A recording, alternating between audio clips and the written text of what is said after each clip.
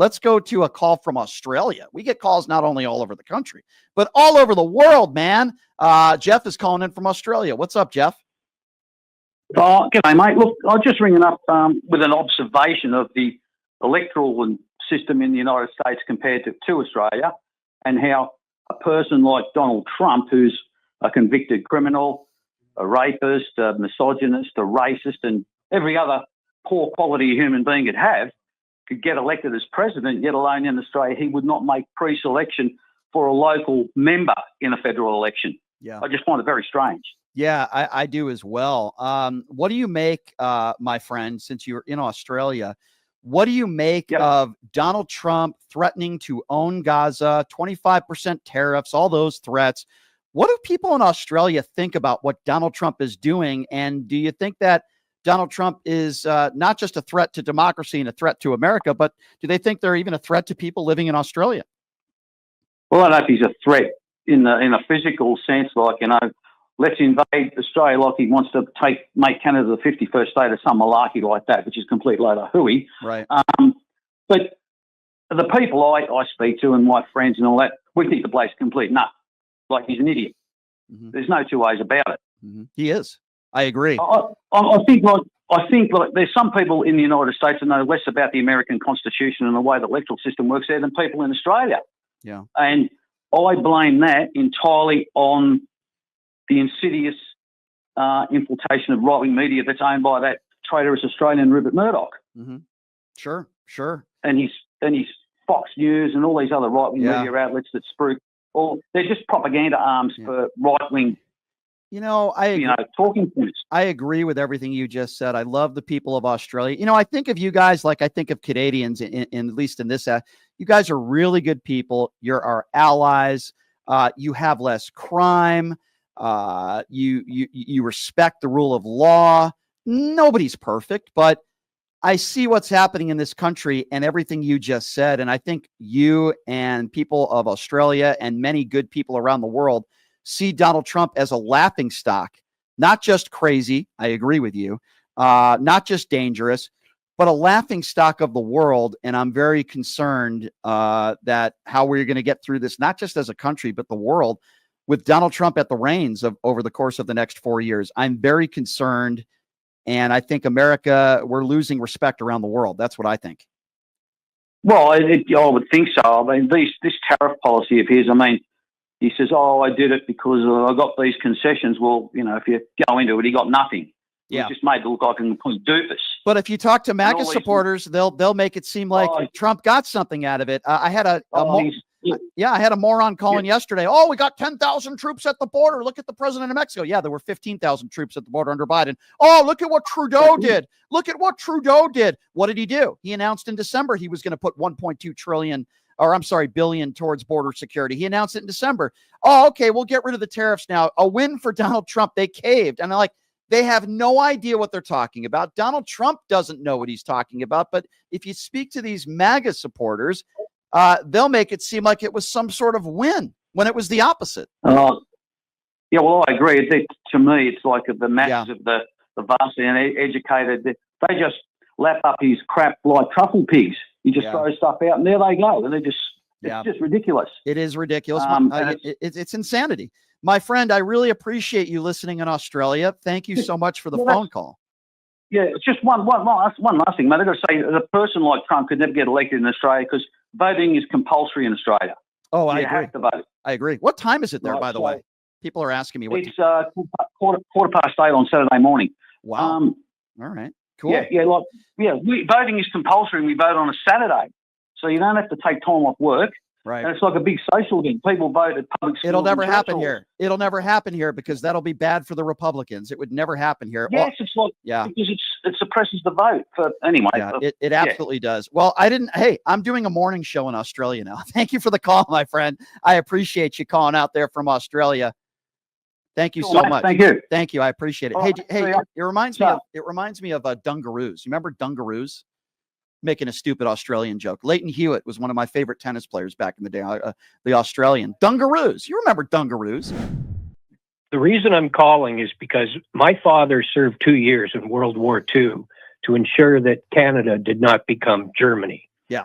And now here I'm 65 years old, and I find out that America wants to turn us into Americans. Mm-hmm.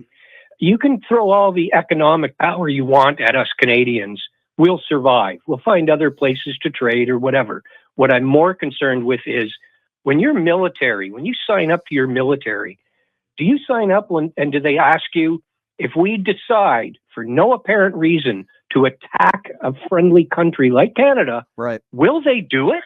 Will they get on the jets and head up here and start bombing us? So I'll answer that and I think it's a very fair question that you're asking.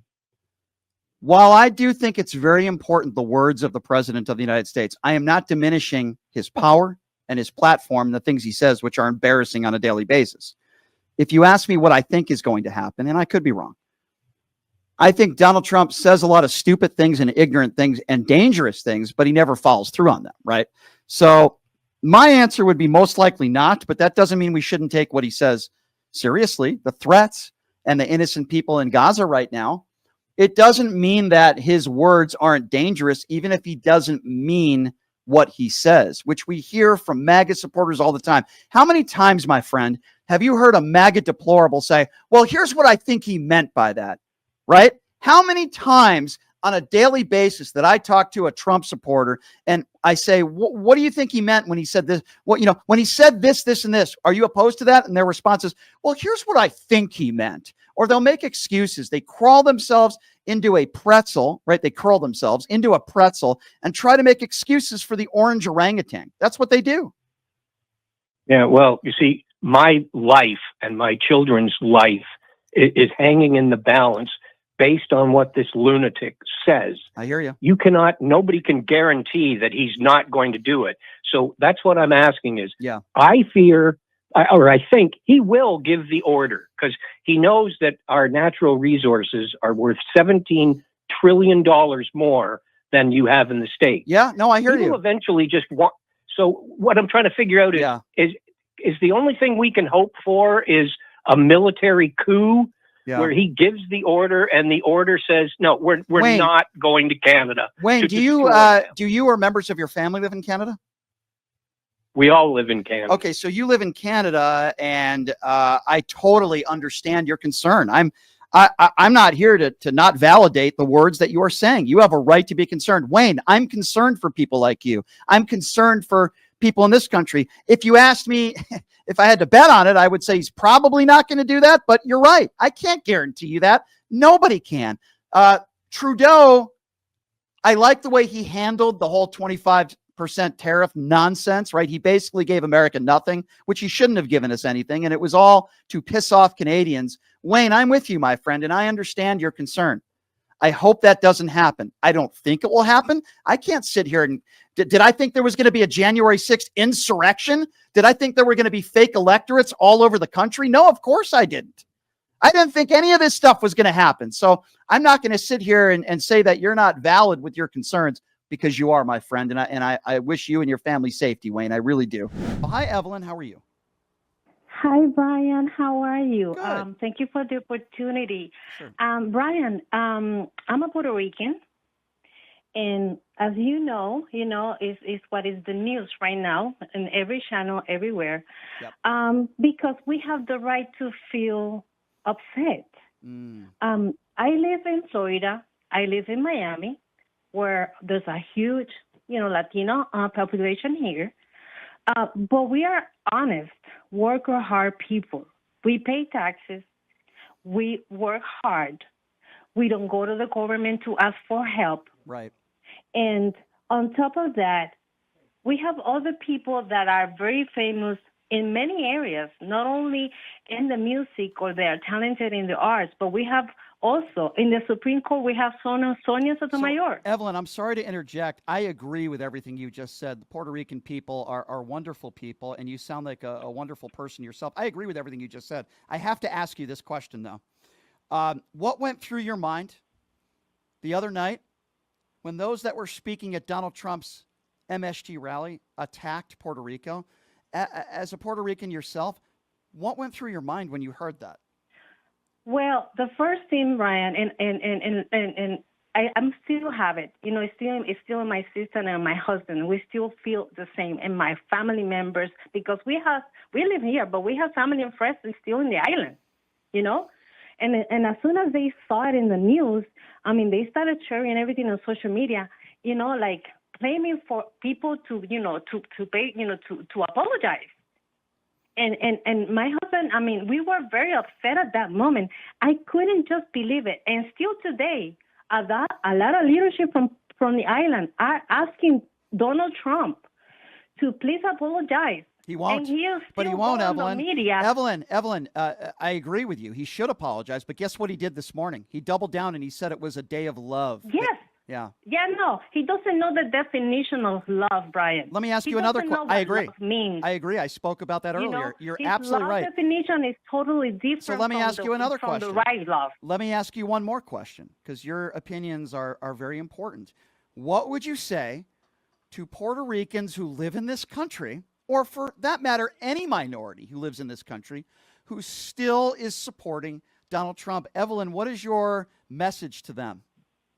I honestly don't understand, and you say that many times on your show, and by the way, I congratulate you for your shows and for your guests, for Vivica and for Ryan today. I don't understand why people still today believe that Donald Trump is going to save them, believe that Donald Trump is going to do better for them, because when he's back into the White House, he's not going to do nothing for nobody. Yeah. And we're trying to make them understand that for the majority, for us, that's not going to happen. Yeah. Evelyn, and we're trying very hard to change their minds. But like you said, and you have it on your radio every time, it's very hard. Yeah, it is. But I'm going to tell you something. I'm so glad that there are people like you out there, Evelyn, and I'm so glad you called into the show. I love people that are Puerto Rican people, especially those that are in this country that are hard workers like yourself. You sound like you have a wonderful family. I'm so glad that there are people like you in this country. The problem that I have is that I feel like there are so many MAGA Republicans out there that don't want people like you in this country. They don't want people like you here. I do. Kamala Harris does. When I go to a Kamala Harris rally, there are plenty of people like you at her rallies. It looks like America. All sorts of different people from different backgrounds. I love that. I feel like I belong at a rally like that because I feel so comfortable at Kamala Harris rallies. There's so many good people. That's true joy. We saw the opposite of joy in New York City at MSG the other day. That was hatred, bigotry, and as far as I'm concerned, disgusting people that thought that some of those jokes at a campaign rally were funny. Evelyn, I am so glad that you called into this show. And I am so glad that there are people like you that live in this country that are on the right side of history.